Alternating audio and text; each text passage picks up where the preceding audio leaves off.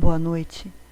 Vamos abrir as portas do nosso sanatório com a primeira parte do especial de Halloween, uma história que ficou conhecida como a mais contada história de assombração dos Estados Unidos. Esses fatos ficaram conhecidos como a Bruxa de Bell. Começou nos anos de 1800, nos Estados Unidos. John Bell chegou com a família na comunidade de Red River, no Tennessee. Comprou terras e lá construiu uma casa grande e confortável. Transformou tudo aquilo em uma grande plantação de milho. E a família foi crescendo. Mais 3 filhos nasceram na nova casa: Betsy, Richard e Joel. Bell estava prosperando, mas em uma manhã de 1817, ele caminhava pelo milharal quando se assustou ao ver um animal de aparência estranha, totalmente desconhecida. O bicho estava sentado em uma das fileiras de milho. Era uma criatura com um corpo de cão e a cabeça parecida com a de um coelho. Apavorado, Bell baleou várias vezes, mas aparentemente sem nenhum ferimento, o animal desapareceu. O resto do dia correu normalmente. John nem se lembrava mais do ocorrido, até chegar a hora do jantar. A refeição foi interrompida por batidas muito fortes nas paredes de madeira da casa. E pelas noites seguintes, as batidas se repetiam, cada vez mais fortes e insistentes. E sempre, John ia acompanhado dos filhos mais velhos para fora da casa, para verificar, mas nunca encontraram nada. As semanas que se seguiram foram ainda mais assustadoras. Os filhos pequenos de John acordavam à noite, apavorados, dizendo que ratos estavam roendo os pés das camas, fazendo um barulho insuportável. Dias depois, o horror ficou maior, pois eles diziam ter algo invisível que arrancava os travesseiros e as cobertas e os jogava no chão.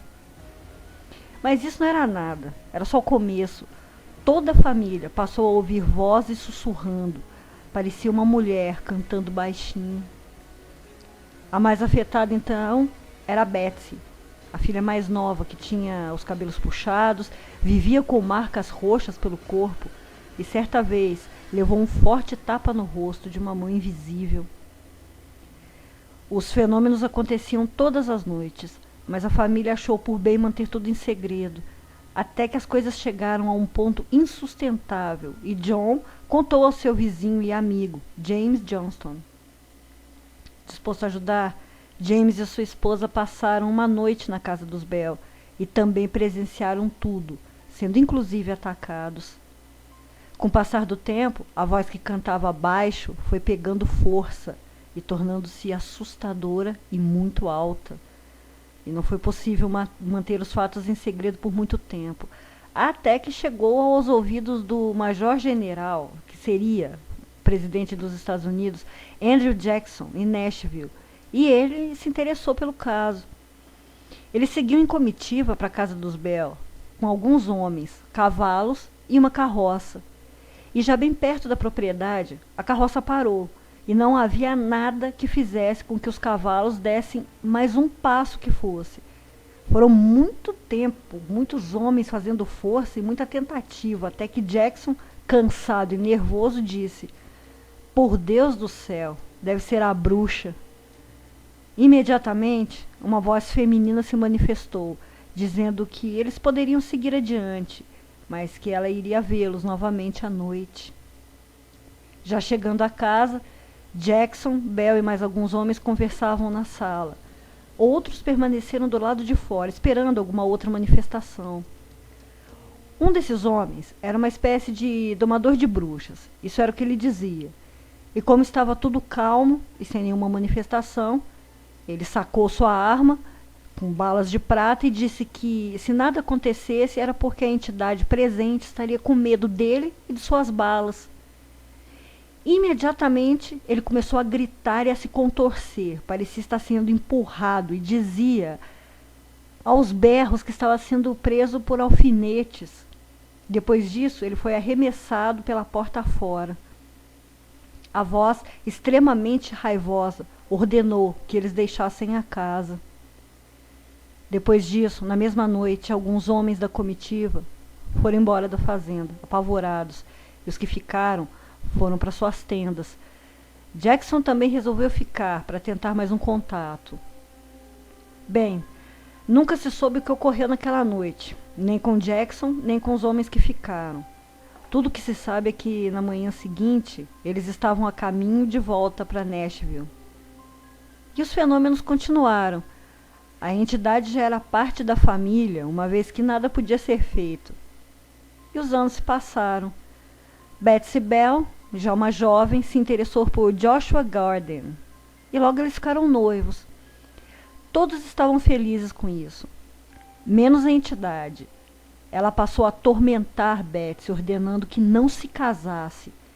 Além disso, Joshua tinha um rival, um ex-professor de Betsy, 11 anos mais velho que ela. Além de professor, era também estudante de ocultismo, e como era casado, nada pôde fazer além de desejar felicidades ao casal. Só que isso foi o que eles menos tiveram. Nunca tiveram paz. Para qualquer lugar que iam juntos, eram atormentados pela entidade. Até que, não suportando mais a pressão, Betsy rompeu o noivado. Após isso, a entidade até ficou mais calma, mas mostrava ainda ter muita raiva de Joshua e repetia sempre que ia matá-lo. Enquanto isso, John Bell ficava cada vez mais doente, com espasmos e ataques de epilepsia, sendo obrigado a não sair mais de casa. Mas nem assim ele conseguiu ficar em paz. A entidade o atormentava durante os ataques, o cutucava quando ele tentava dormir e falava tão alto que todos na casa podiam ouvir. Em 20 de dezembro de 1820, John Bell morreu depois de uma madrugada em coma.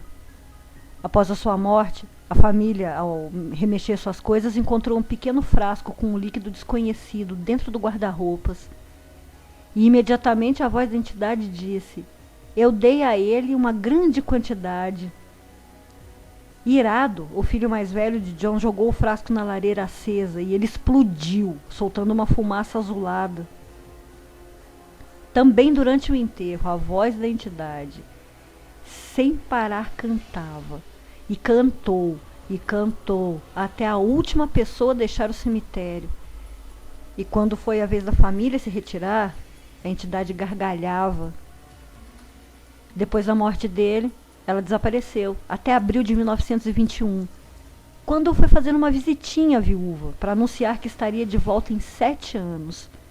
E, de fato, em 1828 ela voltou. Dessa vez seu alvo era John Bell Jr. Ela ficou ao lado dele por 3 semanas e até fez algumas previsões sobre a guerra civil. Antes de ir embora, prometeu visitar o descendente mais próximo de John em 107 anos.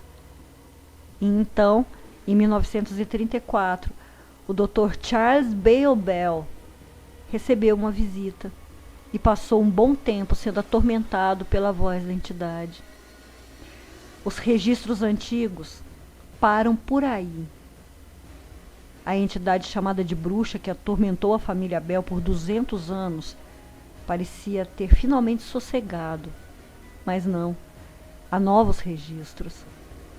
Mas isso eu só vou contar amanhã, na segunda parte do especial de Halloween. Amanhã eu volto com mais um lugar perdido no mundo, mas um lugar onde os fantasmas e as bruxas são donos. Doutora Plague, fechando as portas do sanatório. Boa noite. Vão dormir.